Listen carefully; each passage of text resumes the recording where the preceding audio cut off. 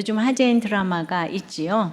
자폐 스펙트럼이 있는 정말 이상한 변호사 우영우를 보니까 법률 실력이 너무 탁월하니까 그 실력 하나로 결정적으로 약자를 살려내니까 그렇게 이상한 부분이 다 감춰지고 좋은 일을 하는 데는 위험이 아니고 위험이 따르더라고요. 그래서 우리가 그렇지 않은가 싶어도 성경 구절 하나로 사람들이 살려내면 우리들의 모든 찌질한 것들이 다 감춰지고 우리들에게도 성령의 위험이 따르는 줄 믿습니다.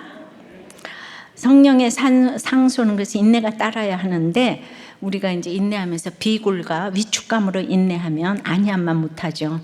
제가 그랬잖아요. 어머니에게 비굴하게 내내 하다가 예배 드리십시다, 기도 드리십시다 할 수 있었던 것이 어머니의 구원 때문에 인내를 하니까 성령의 위험을 주신 것이죠.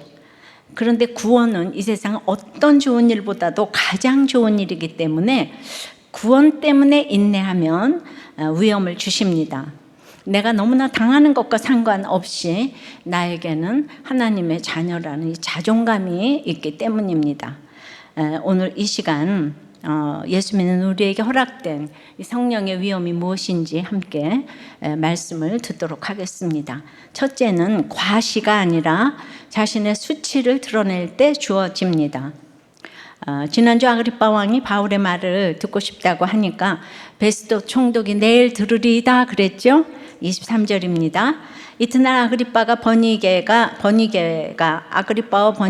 크게 위험을 갖추고 와서 천부장들과 시중에 높은 사람들과 함께 접견 장소에 들어오고 베스도의 명으로 바울을 데려오니 베스도가 이제 엄청난 지금 쇼를 계획을 했어요. 그냥 어마어마한 이제 로마 황제에게 상소한 바울을 신문하기 위해서 아그리빠 왕과 버니게가 크게 위험을 갖추고 접견 장소로 나오는 것이 이제 오늘 본문의 시작이죠.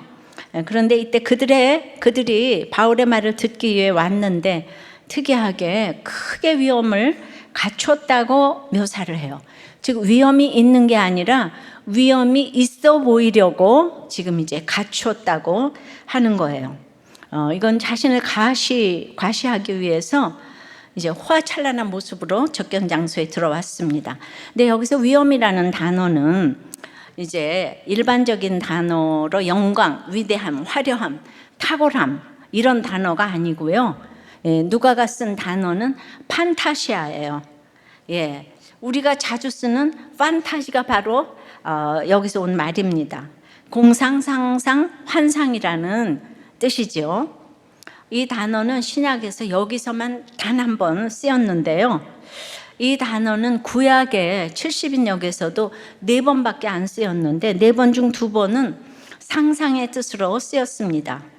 하박국이나 스가랴에 그러니까 구름이나 바다의 움직임을 마치 사람의 움직임처럼 상상해서 표현할 때 썼어요. 구름이 막 너무 대단하면 사람 의인화해가지고 사실 허구죠. 근데 나머지 2번은 하박국 2장 18절부터 보면은 우상에 대한 번역어로 쓰였습니다.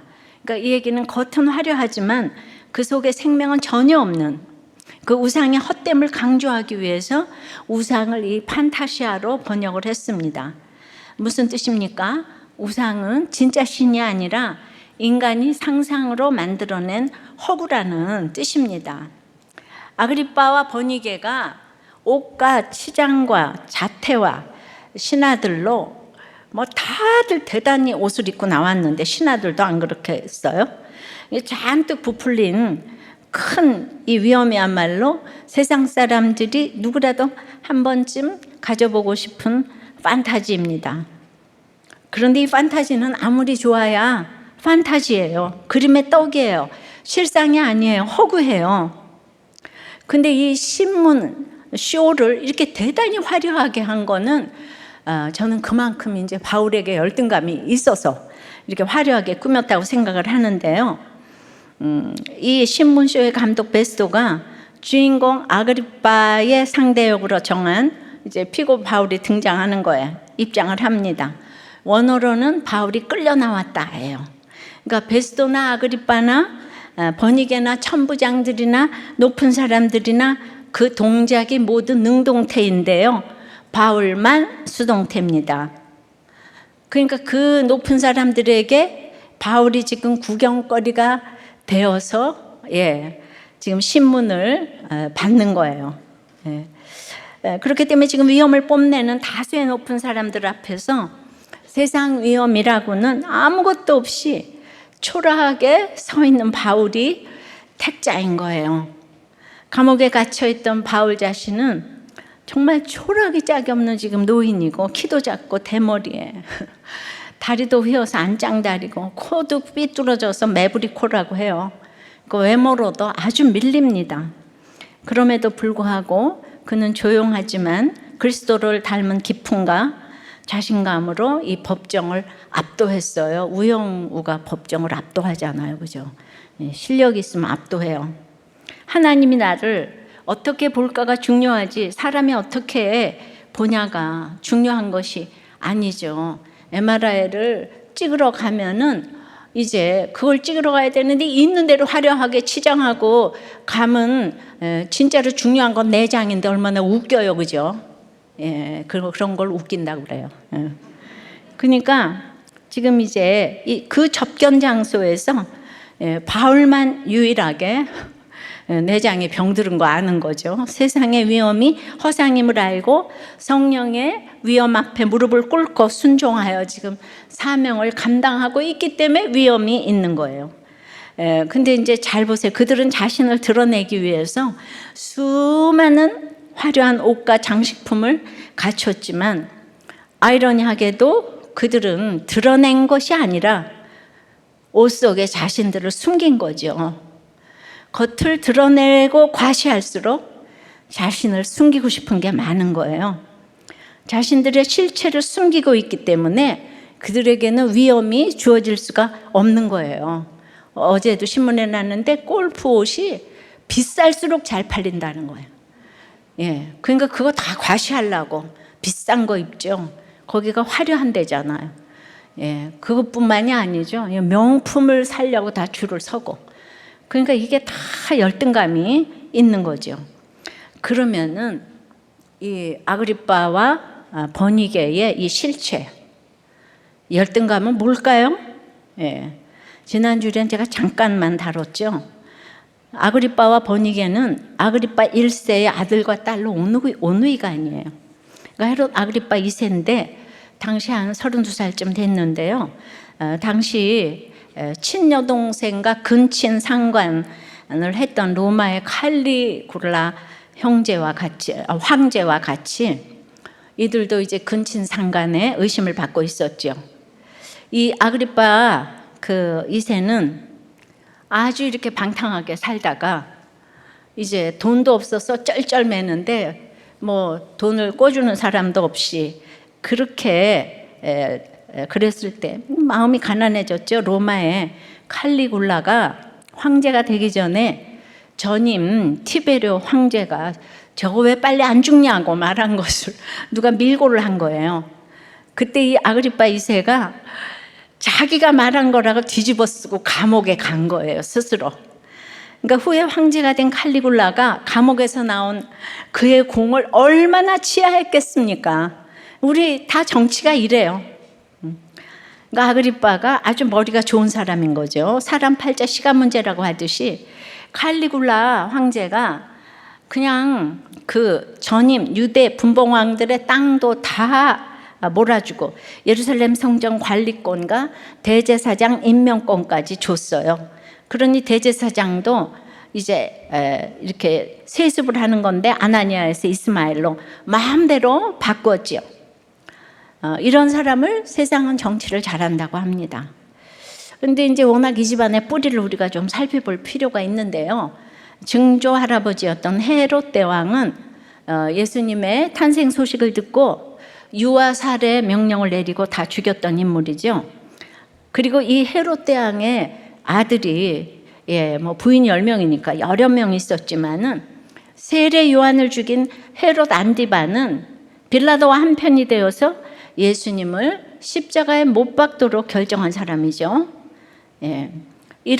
이런 헤롯 안디바의 조카가 헤롯 아그리파 1세예요.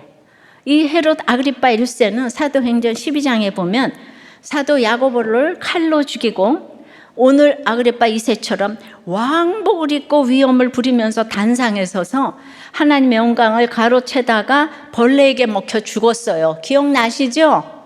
네.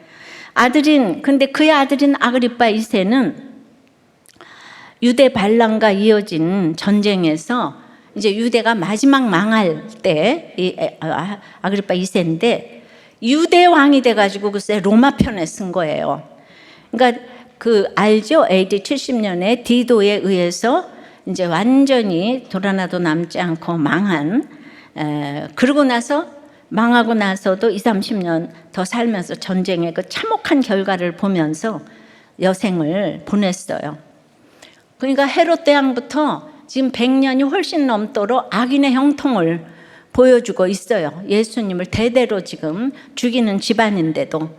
그러니까 이 땅에서 아그리빠처럼 악하게 살다가 기회를 잡아서 벼락 출세하는 것이 좋은 것이 아니라 받을 벌이 영원 무궁하도록 너무 중하다는 것을 알아야 돼요.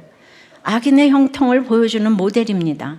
그러나 세상은 칼리굴라 황제에게 줄 잘 섰다고 다 부러워하죠.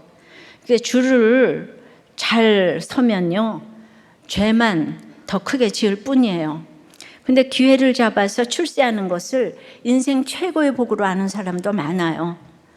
죄는 관역을 떠나는 것인데 정말 이들의 관역을 떠난 이 문란한 삶을 좀 더 자세히 보십시다. 그는 결혼도 하지 않았고 자식도 없었어요. 그런데 이상하게 그의 곁에는 연년생 여동생인 버니게가 있었습니다. 그들의 동생 드루실라는 벨리기스 총독의 아내였잖아요. 그러니까 즉 아버지가 다 같다는 뜻이죠. 이 3남매인 거죠. 드루실라가 3차례 결혼을 했다는 것을 우리가 이미 살펴보았습니다. 그런데 이 버니게도 만만치가 않아요. 그는 13살 때 처음엔 철학자 필로의 조카 마르쿠스와 결혼을 했는데 곧 사별을 합니다. 이어 바로 그의 삼촌 칼키스와 결혼을 해서 2 아들을 낳았어요. 그런데 이 칼키스가 또 일찍 죽습니다. 그래서 버니게는 칼키스의 그 땅을 또 다 몰아서 아그리빠에게 줬거든요. 그러니까 칼키스의 후계자가 된 오빠 아그리빠와 함께 살게 됩니다. 결혼하지 않는 남매가 같이 살고 또 이렇게 함께 다니니까 당연히 나쁜 소문이 나겠죠. 이 소문을 잠재우려고 길리기아 왕 플레몬에게 시집을 가요. 그러니까 결혼 조건으로 할례 받을 것을 요구합니다. 그런데 이 부부가 서로 자기 민족의 관습의 굴레는 벗지 못했지요. 그러니까 이렇게 살면서도 당신 할례 받아야 돼, 믿어야 돼, 이런 거예요. 정말 웃기지 않아요? 그러니까 이렇게 지역 감정 이렇게 다 문란하게 살아도 이런 것들은 우리가 아주 이렇게 진짜 율법적인 거예요. 당할 자가 없는 것 같아요. 그런데 오래지 않아 이혼했습니다. 버니게는 다시 오빠의 집으로 돌아옵니다. 그러니까 친정 오빠가 아주 천하무적의 왕이고 또 올케도 없고 조카도 없으니까 언제든지 돌아갈 나의 고향이에요. 그러니까 아무 아쉬움 없이 이혼하고 쿨하게 돌아오기를 반복했어요. 친정이 부자이면 이혼이 이렇게 참 쉬워 보입니다. 근데 이게 끝이 아니에요. 아까도 말했듯이 유대 전쟁으로 돌 하나도 남지 않고 무너뜨리우리라 하는 마태복음 24장에 예수님의 예언을 성취시킨 이 로마의 황제 아들이자 유다를 멸망시킨 이 디도 장군, 이 디도 장군과 버니게가 눈이 또 맞았어요. 자기의 정력을 위해서는 원수도 상관없고 나라도 상관없고 근친 상관도 관계가 없는 거예요. 디도 장군이 무려 11살이나 연하였어요. 버니게는 그때 이미 40이 넘었어요. 2000년 전에. 그러면 얼마나 지금 그 늙은 사람인지 몰라요. 근데 나중에 황제가 될 정도로 모든 것을 다 갖춘 이 디도 장군이 11살의 나이 차이를 넘어 사귈 정도였으니까 베니게의 매력은 치명적이었나 봐요.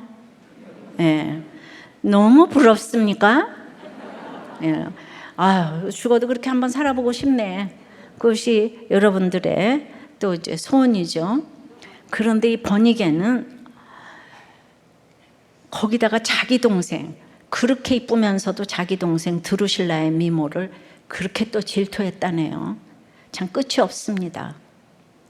그러니까 아무튼 버니게와 디도의 관계는 지속되었고요. 디도가 황제가 될 때 버니게를 황으로 삼으려고 했는데 로마 황실에서 너무 거세게 반대해서 그 뜻을 이루지 못해서 버니게는 평생에 황후가 되지 못했어요. 예, 여기서 저기서. 그래서 이제 그렇게 하지 못하고 버니게는 또 편한 오빠 아그리빠에게로 또 돌아갔을 것입니다. 대단한 여자 맞죠? 그래서 우리는 아그리빠를 어머나 평생의 순정을 지킨 대단한 사람이야. 헤롯 아그리빠는 어떻게 이렇게 버니게를 끝까지 기다려줄까? 그래서 우리는 또 너무 아그리빠를 환상의 남자로 이렇게 봅니다. 그죠? 그들의 편력은 정말 판타스틱합니다. 판타스틱해요. 자, 이런 배경으로 화려한 청문회장에 아그리빠와 버니게가 나타났어요. 그러니까 화려한 교양과 화려한 치장으로 그들은 나타났지만 지금 제가 말했던 이런 것들 드러냈어야 합니다. 우리는 작은 죄만 있어도 숨기려 하고 가리우려고 자신의 위험을 갖추어 드러냅니다. 이 깊은 죄성이 찬란한 옷과 스펙, 또 이 깊은 열등감이 자신의 외적인 것을 끊임없이 자랑하게 하는 거예요. 하지만 진정한 위험은 나 자신을 정확히 드러내는 것에서부터 시작합니다. 즉 내가 있어야 할 자리가 어디인지를 아는 것에서부터 위험은 위로부터 주어지는데 버니게는 그 자리를 모르니까 그 아내의 자리, 동생의 자리를 모르잖아요. 그죠? 예. 그럼 우리가 있어야 할 자리가 어디입니까? 바로 죄인의 자리인 거예요. 하나님 앞에서 내가 죄인임을 고백하는 자리, 그때 하나님의 위엄이 우리에게 주어지는 것이죠. 환자가 자신이 환자임을 알 때 탁월한 의사의 위엄이 환자에게 임하듯 우리가 정말 죄인임을 알 때 우리를 위해 십자가에 달려 죽으신 성부, 성자, 성령의 위엄이 우리를 뒤덮는 것입니다. 그리고 이 위엄이 우리를 이끕니다. 지금 아그리빠와 버니게가 어디에 서 있습니까? 접견 장소에 들어왔다고 기록되어 있어요. 이 접견 장소는 영어로 place of hearing, 즉 듣는 장소입니다. 듣는 장소가 어디입니까? 바로 목장입니다. 이 듣는 장소에서 바울 말을 듣고 바울 앞에서 자신의 화려함과 신분을 드러내는 것이 아니라 아무에게도 드러내지 못했던, 듣도 보도 못한 이러한 화려한 편력, 이 모습을 드러냈다면 바울에게 임한 성령의 위엄이 동일하게 임했을 것입니다. 그런데 목장에서 나눌 때 아니 왜 저런 이야기를 해? 하며 교양 있게 잘된 이야기만 하는 바로 그 사람이 헤롯이고 버니게인 줄 압니다. 네, 안 그렇습니까? 적용이에요. 세상의 위엄이 허상이라는데 여러분들은 몇 % 동의하십니까? 꿈에서라도 한번 누리고 싶은 판타지는 무엇입니까? 첫사랑? 첫사랑이 와서 나보고 한번 그대요. 나의 갖추어진 모습 속에 감추고 싶은 모습은 무엇입니까? 그래서 내가 끝까지 지켜야 할 자리는 어디입니까? 내가 죄인의 자리를 모르면 끝까지 지켜야 할 자리가 아내의 자리, 남편의 자리, 부모의 자리, 자녀의 자리, 그걸 몰라요. 그래서 이혼을 밥 먹듯이 하는 거예요. 이 아그리빠하고 버니게는 이런 거 몰라요. 몰라. 근데 최고의 지도자 자리에서 바울을 신문하고 있어요. 정말 얼마나 우습습니까? 성령의 위엄 두 번째는 한 영혼을 살필 때 위엄이 주어집니다. 24절부터입니다. 베스토가 말하되 아그리빠 왕과 여기 같이 있는 여러분이요, 당신들이 보는 이 사람은 유대의 모든 무리가 크게 외치되 살려두지 못할 사람이라고 하여 예루살렘에서와 여기서도 내게 청혼하였으나 내가 살피건대 주일제를 범한 일이 없더이다. 그러나 그가 황제에게 상소한 거로 보내기로 결정하였나이다. 그에 대하여 황제께 확실한 사실을 알릴 것이 없으므로 신문한 후 상소할 자료가 있을까요? 당신들 앞, 특히 아그리빠 왕 당신 앞에 그를 내세웠나이다. 큰 위험을 갖춘 모습으로 아그리빠 왕과 버니게가 접견 장소 Place of Hearing 목장에 나왔어요 지금. 근데 이때 베스도 목자가 그 말을 하는 거를 잘 들어보면 이러해요. 이 사람은 유대 무리가 살려두지 못할 사람이라 하여 내가 그 사람을 잘 살폈는데 죽일 죄를 범한 일이 없었다. 그런데 그가 상소를 했기 때문에 황제한테 보내야 하는데 뭐가 문제인지 보려고 당신들을 불렀다. 예, 이를 더 짧게 요약해 보면 나는 잘못한 게 하나도 없다. 나는 탁월하게 처리했다. 내가 그를 다 살펴봤어요. 그런데 죄는 없는데 그가 문제예요. 글쎄 그가 황제한테 상소를 해보려 가지고 일이 복잡하게 되었어. 우리끼리 끝날 문제인데 그냥 고발을 했잖아. 고소를 했잖아. 그래서 복잡하게 됐어. 이야기하는 거예요. 나는 문제가 없어. 그런데 황제에게는 확실한 사실을 말할 것이 없다. 그럴듯해 보이죠? 확실한 사실은 헬라어로 아스팔레스, 실상이라는 뜻이에요. 올해 1월에 성령의 실상 설교할 때 헬라어로 기억나시죠? 아스팔트. 그 재료를 단단히 붙이는 아스팔트처럼 떨어지지 않는 것, 틀림이 없는 것. 그래서 확실한 것을 실상이라고 그랬습니다. 확실한 거 같은 얘기예요. 언젠가 드러날 가짜가 아니라 변함이 없는 실상을 말하는데 그 실상을 황제에게 말할 게 없다는 거예요. 근데 베스도는 지금 바울에 관한 실상을 알아요? 몰라요? 이미 다 아스팔트처럼 확실한 실상을 다 파악했어요. 그런데 황제께 보고할 만한 진상을 아직 알아내지 못한 것처럼 말해요. 핑계를 댑니다. 왜죠? 자기 위험을 더 드러내기 위해서, 영향력을 더 크게 보이기 위해서 지금 바울을 이용할 뿐인데 이것마저 마치 자신이 황제에게 더 정확한 보고를 하기 위해 애쓰는 것처럼 연출을 하고 있어요. 베스도의 연출력은 대단합니다. 지금. 그러니 내가 최선을 다했는데 이 복잡한 문제를 좀 도와달라. 그러니까 베스도의 주장은 나는 다 잘했다. 내가 다 살펴봤다. 처리했다. 그가 문제다. 근데 보니까 그는 죄는 범하지 않았는데 상소 때문에 복잡하게 됐다. 자, 베스도 이게 있잖아요. 성경이 인간론이잖아요. 여러분들이 큐티를 잘하면은요, 이 부부간에나 인간론에 대해서 이렇게 쫙 이렇게 분석이 나오는 거예요. 베스도는 정직한 관리인 거예요. 여러분, 정직한 관리라고는 평가할 수 있지만은 베스도에게는 위험이 있다고는 못해요.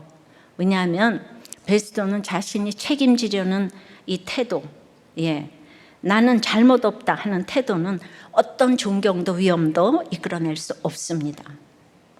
직장에서, 가정에서, 그리고 우리 삶의 현장에서 우리는 이런 사람을 참 많이 만나요. 나는 잘못 없어. 나는 문제 없어. 네가 그렇게 말해서 그렇게 한 거잖아. 그러니까 네가 책임져. 그리고 이런 사람의 가장 큰 맹점이 그러니까 처음부터 끝까지 난 죄가 없어. 나는 공정했고 저 사람이 문제인 거예요. 그런데 우리의 선함, 우리의 착함은 우리를 속이기에도 충분하고 우리의 선함은요, 잘 들어보세요. 우리의 선함은 우리를 지옥에 보내기에도 충분합니다. 즉 착한 게 악한 거죠. 베스도는 이 사건을 잘 살펴서 정말 바울이 문제가 없었더라면 바울을 즉시 풀어줬어야 해요. 그리고 그런 결정을 할 수 있고 책임을 질 수 있는 자리에 있어요. 유대 분봉관들의 그 위를 다루는 사람이 로마 총독이잖아요. 근데 이 듣는 자리에서 그가 정말 죄가 없다면 풀어줘야 하는데 나는 신임 총독인데다가 유대인 원고들이 너무 유력하기 때문에 비율을 거스르면 안 된다고 생각을 했어요. 이거 누구하고 비슷한가요? 빌라도하고 비슷하지 않아요? 빌라도가 예수님을 십자가에 넘길 때 자신의 손을 딱 씻으며 나는 아무 죄가 없다. 이 사람에게 어떤 죄도 발견하지 못했다. 다만 너희가 원해서 그런 거니까 너희가 책임져라. 네. 그렇지만 너무 아이러니컬하게 우리가 날마다 고백하는 사도신경에는 이 본디오 빌라도에게 고난을 받으사 십자가에 못 박혀 죽으셨다고 2000년 동안 전 세계가 전 역사에 걸쳐서 이렇게 레코트처럼 반복하고 있어요. 유대인도 아니고 뭐 누구도 아니고, 왜냐하면 그때 책임질 자리가 로마 총독이었거든요. 결국 책임지지 않는 모습이 가장 큰 죄악이라는 거예요. 성령의 위엄은 나에게 맡겨준 한 사람을 책임지려고 할 때 그 사람에게 주어지는 거예요. 나는 죄가 없어. 네가 문제야. 나는 이 문제와 상관이 없어. 이 책임지지 않는 모습에 하나님께서도 나도 너와 상관없다. 나도 널 책임지지 않는다. 그렇게 말씀하실 것이에요. 목자도 다 마찬가지예요. 목사가 위엄이 주어지는 것은 멋지게 설교할 때가 아니죠. 목자에게 위엄이 주어지는 것도 뭐 잘 가르쳐서가 아니에요. 정말 죽어가는 한 영혼, 한 가정을 살리고자 할 때 위엄이 주어지는 줄 믿습니다. 베스토나 빌라도는 그냥 아무리 생각해도 자신은 아무 죄가 없어요.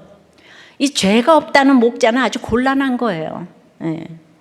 죄가 없다는 목장을 이끌고 갈 수가 없어요. 근데 하나님께서는 가장 큰 죄를 물어요. 우린 이걸 기억해야 합니다. 목장에서도 가정에서도 그러니까 이혼했지. 네가 알아서 해. 난 처방 다 했으니까 알아서 해. 처방에 따르지 않은 네가 잘못이지. 네가 책임져. 그게 맞는 얘기라도 그렇게 하면 안 돼요. 안 들어도 엇나가더라도 고통이 있더라도 우리는 목장에서도 가정에서도 네 문제가 내 문제지. 네 아픔이 내 아픔이야. 그의 아픔을 껴안을 때 성령의 위엄이 우리를 뒤덮어 우리의 모든 문제를 하나님께서 껴안아 주실 줄을 믿습니다. 적용 질문이에요. 나는 문제 없어. 네가 문제야 하며 살고 있지 않습니까? 그리고 내가 죽어도 책임지고 싶지 않은 것은 무엇입니까? 아내입니까? 남편입니까? 부모입니까? 자녀입니까? 내게 주신 은혜는 망각하며 나만 이 가정을 책임진다고 억울해하며 빌라도나 베스토처럼 손을 딱 씻고 있지 않아요? 부모가 나한테 해준 게 뭔데? 당신이 나한테 해준 게 뭔데? 너희들이 나한테 해준 게 뭔데? 이러면서 네가 문제야. 나한테 더 이상 원하지 마라. 이러고 있지는 않습니까? 성령의 위엄 세 번째는 무리한 일을 분별할 때 위엄이 주어집니다. 27절입니다. 그 죄목도 밝히지 아니하고 죄수를 보내는 것이 무리한 일인 줄 아나이다 하였더라. 바울은 지금 죄수의 신분으로 앉아 있습니다.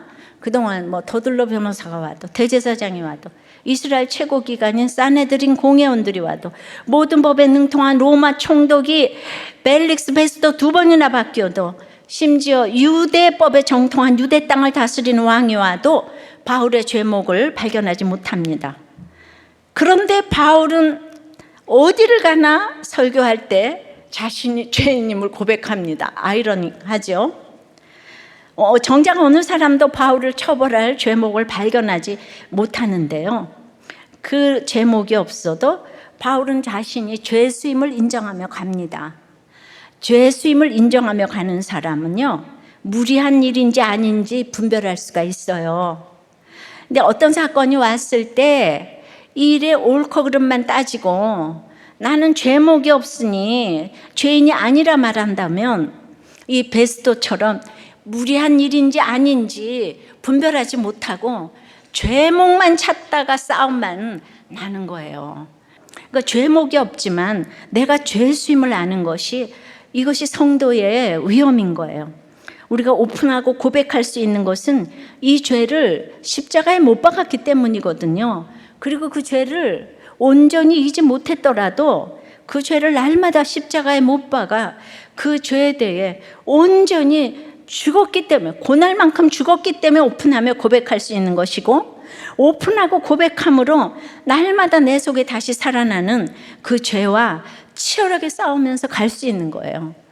자, 이렇게 죄라는 거는 경계를 넘어서는 거잖아요. 하마르티아.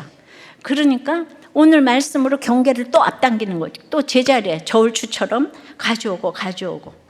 그러니까 온전히 이 죄에 대해 십자가에 죽어졌기에 우리는 마땅히 그 영원한 형벌을 받아 마땅한 죄인임을 온몸으로 인정하면서 동시에 하나님께서 우리를 보실 때 독생자 예수의 옷을 입혀주심으로 너는 죄가 없다.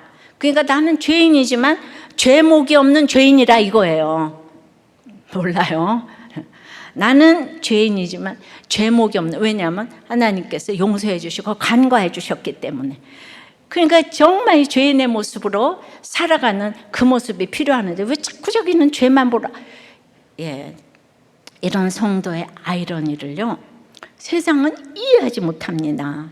목장에서 죄 고백하는 것을 이해하지 못하고 죄 용서 안 받는 십자가를 이해하지 못합니다. 그러니까 이 일을 베스도는 무리한 일이라고 말합니다. 무리하다는 부정접두어 아와 이성을 뜻하는 로고스의 합성어로 알로곤이라는 단어인데요. 그러니까 이성이 없는, 말이 되지 않는 비합리적인 이런 뜻이에요. 이게 무리하다는 뜻입니다. 즉 베스도는 도대체 왜 바울이 감옥에 갇혀 있고 이런 상황에 있는지 이성적으로 이해를 할 수 없는 거예요. 죽었다가 깨어나도 베스도는 이게 이해가 안 돼요. 왜 이런 남편과 살고 있고, 왜 이런 적용을 하고, 왜 오픈을 하고, 왜 나를 힘들게 하는 저 사람을 끝까지 돌보는지, 구원과 십자가를 모르면 이 모든 일들을 무리한 일들이라고 말하는 거예요. 그러니까 이성과 합리의 토대 위에 살아온 베스도는 이해할 수가 없는 거예요. 이해할 수가 없는 거예요. 답답해요, 그냥. 이해할 수가 없어요. 우리 옆에 모든 똑똑한 사람들이 이해할 수가 없어요. 이게 다 애굽 사람들이고 다 로마 사람들이잖아. 이 사람들 왕복 이렇게 입고 도대체 이해할 수가 없다고 얘기를 합니다. 그러니까 내가 뭘 이렇게 구원 때문에 하는 적용, 이거 전부 다 조롱하고 그럽니다. 우리는 내가 믿음이 있으면 그렇게 조롱을 하겠냐? 이해가 안 돼요. 절대로 이해가 안 돼요. 그래서 이걸 당하고 가야 돼요. 너무 힘들다 이러지 말아요. 이 세상과 그 하나님은 공존할 수가 없기 때문에.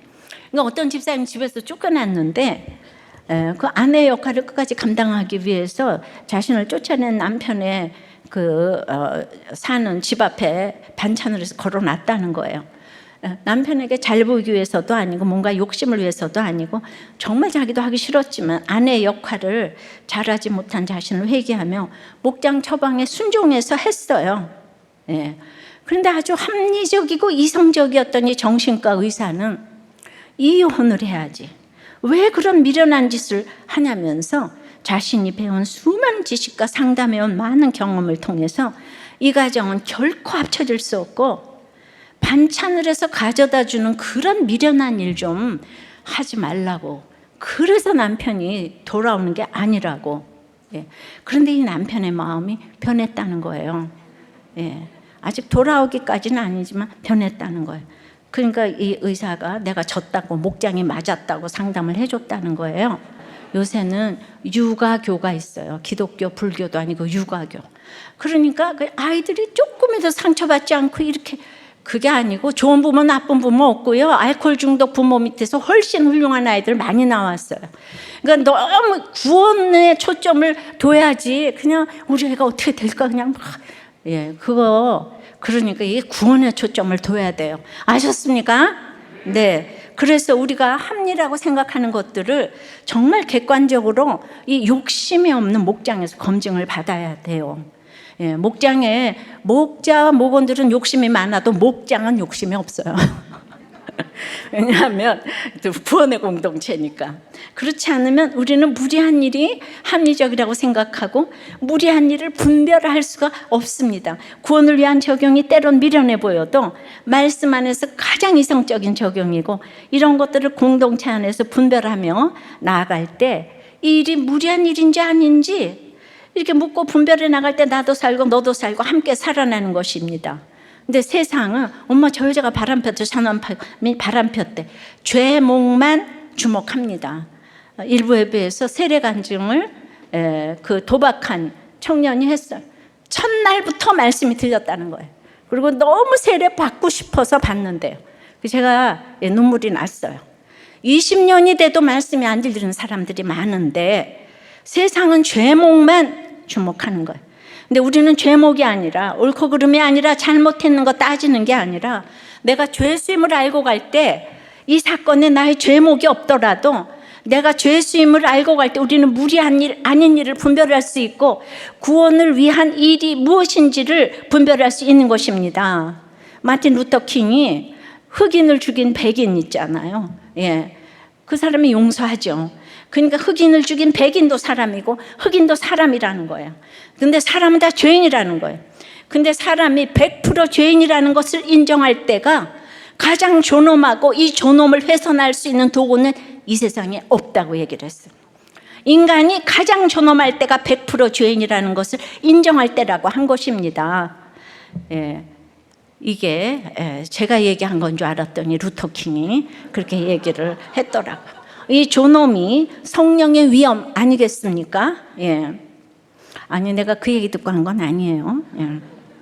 그러니까 루터킹이 담배도 피고 여자들하고 놀아놨지만은 마틴 루터킹이 하나님 나라를 무너지게 했어요. 세웠어요. 아브라함도 마찬가지죠. 인간은 완전할 수 없습니다. 근데 자기 죄를 보는 사람은 그래도 날마다 그냥 태산을 넘어서 이제 갑니다. 저 높은 곳을 향하여 갑니다. 근데 그때 죄를 졌다고 네가 어떻게 네가 지도자냐? 예. 그래도 이분이 하나님을 믿어요. 예. 이게 바로 성령의 위엄이 임하는 거죠. 그러니까 성령의 상소를 할 때 인내로 통과해야 되는데 이때 필요한 것이 위엄이에요. 근데 어떤 사람에게, 자기 죄를 보는 사람에게 이 위엄이 임하는 거예요. 다른 어떤 조건도 없어요. 자기 죄를 보는 사람이 이 위엄이 임하는 것입니다. 적용해 보세요. 지금 묻지 않고 무리하게 진행하고 있는 것이 있나요? 주변에서 모두 무리한 일이라고 하는데 이것이 합리적이라고 여기는 것은 무엇인가요? 난 죄목이 없다고 죄인이 아니라고 외치고 있지는 않나요? 말씀 맺어요. 성령의 위엄은 과시가 아니라 자신의 수치를 드러낼 때 주어집니다. 예, 그렇게 위엄을 잔뜩 어깨뽕을 하면서 한다고 그렇게 위엄이 생기는 게 아니에요. 그것은 한 영혼을 살필 때 위엄이 주어지는 거예요. 말 잘한다고 위엄이 주어지는 것이 아니죠. 그리고 비합리적인지 합리적인지, 구원이 자기 죄를 모르면 무리한 일을 분별할 수가 없다 그랬어요. 이 무리한 일을 분별하는 것이 위엄이 주어지는 것이라고 합니다. 예, 우리는 오직 주가 일하시네, 내가 아무것도 할 수 없는 거예요. 기도합니다. 주님, 어떤 것 하나도 우리에게 적용되지 않는 말씀이 없습니다. 구속사로 이렇게 성경을 읽어간다는 것, 그래서 어떤 구절만 뽑아서 한다고 그럴까 봐 1절부터 어디 하나 정말 이 죄의 문제를 다루지 않는 적이 한 번도 없는데 주님, 우리 불어 잊으려고 합니다. 그러나 오늘도 성령의 위엄, 이렇게 과시가 아니라 자신의 수치를 드러낼 때 주어진다고 하지만은, 다시 이 장면으로 들어가서 아그리빠와 버니게를 생각해 보니까 어떻게 자기의 수치를 말할 수가 있겠습니까? 너무나 이해가 됩니다. 우리가 환경이 겸손해서 겸손한 것이지, 그래서 참으로 죄인 맞습니다. 100% 죄인 맞습니다.